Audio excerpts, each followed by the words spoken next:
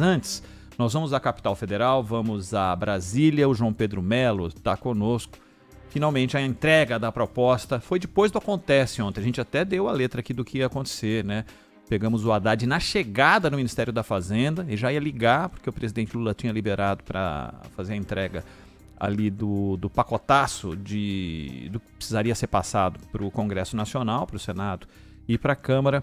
E na sequência isso aconteceu, o João Pedro Melo acompanhou e tem os próximos passos de estudo. Fala, João Pedro.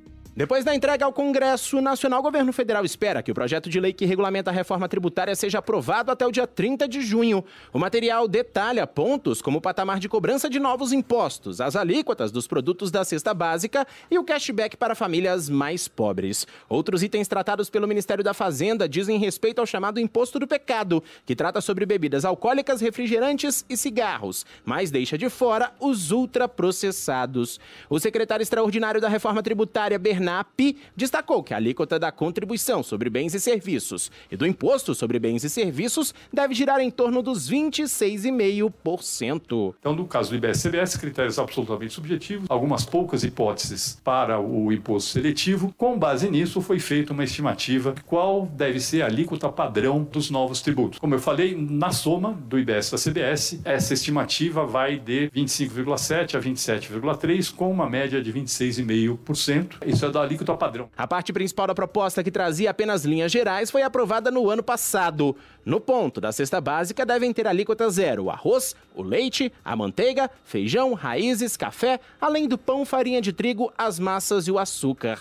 Já os produtos com 60% de desconto são carne, peixe, leite fermentado, queijos, mel, tapioca, sal, além dos sucos naturais e as polpas de fruta. Os anexos da proposta listam mais de 383 medicamentos que terão imposto zero ou alíquota reduzida sobre o valor agregado. Entre os zerados está o citrato de sildenafila, que é um dos princípios ativos do Viagra. Na lista também está a toxina botulínica tipo A, que é o popular Botox, que normalmente é usado em intervenções plásticas e deve ter desconto de 60% no imposto de valor agregado. O secretário executivo do Ministério da Fazenda, Dário Durigan, detalha que o Brasil vai deixar um dos piores sistemas tributários para chegar a um dos melhores, o que vai diminuir a sonegação. Hoje é impossível dizer na compra de um produto quanto exato de tributo foi pago em relação àquilo, e com a reforma tributária a gente vai ter essa oportunidade do consumidor brasileiro, da imprensa brasileira, identificar a carga. Segundo o Ministério da Fazenda, esse projeto de regulamentação tem mais de 300 páginas, 500 artigos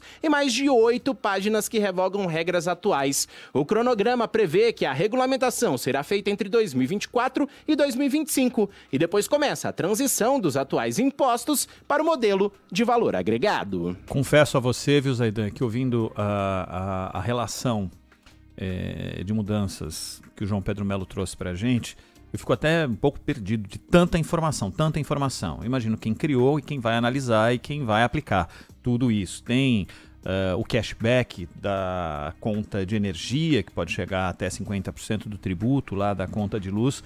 É muita informação dentro de uma reforma que ficou longe da ideal, mas que promete facilitar os processos. Pois é, só a regulamentação com mais de 300 páginas. E, além disso, é muito esquisito quando o API fala em alíquota padrão. Não tem nada a ver. Essas alíquotas, elas devem ser conhecidas desde o primeiro momento, né? E não com oscilações de 2 pontos. 2 pontos. Porque ele fala de 25 a 27,3. É uma variação de 2 pontos percentuais. É muita coisa para você ter. Aí você faz um alíquota padrão 26 e alguma coisa. O que acontece quando você fala, não, mas veja o número de produtos e serviços que terão desconto de 60%. Sim, mas é preciso comparar o que ele vai pagar depois de descontados 60% da alíquota padrão, se ele vai pagar mais ou menos do que hoje. E, mesmo esses setores beneficiados, eles pagarão mais do que pagam hoje. Então, eles vão pagar mais imposto. Medicamento, produtos hospitalares, tudo isso vai ter alíquota zero. Perfeito. E uma cesta de alimentos, que ainda não está formada. Eles ainda não montaram a cesta. O que entra na cesta de alimentos sem incidência do IVA. Isso não está dito ainda. Tá coisas que são óbvias, né? Óleo de soja, macarrão, provavelmente arroz, esse tipo de coisa, normalmente está na cesta ali. É que ao longo do tempo, nós já tínhamos a cesta, ela foi acrescida de produtos que não tem nada a ver com cesta básica, né? Então, como havia peixe, começaram a colocar salmão, não sei o quê, e isso descaracterizou a ideia de cesta básica sem incidência de imposto, porque a população pobre não tem acesso a alguns desses alimentos que hoje fazem parte dessa cesta sem alíquota, sem cobrança de imposto, alíquota zero. E basicamente a discussão é sobre como pagaremos, o quanto pagaremos mais. Essa história da devolução do dinheiro, ela vai exigir uma comprovação burocrática, você tem de ter ali uma nota fiscal. Nas cidades onde esse processo é mais difícil para a entrega do documento, eles prometem, não dizem ainda como, prometem fazer um modo mais simples. O cadastramento nos programas governamentais, ele é fundamental, e muita gente que está em situação de pobreza não está cadastrada, talvez nem se interesse em se cadastrar, quando o correto seria você ter determinados produtos com cobrança menor de imposto ou nenhuma cobrança. A cesta básica, nenhuma cobrança, e aí botijão de gás, esse tipo de coisa, uma cobrança razoável, né?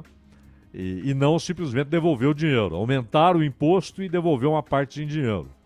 Isso não resolve o problema, definitivamente, vai atingir um número muito menor de beneficiados, muito menor. E de resto, a indústria vai ganhar, isso é bom.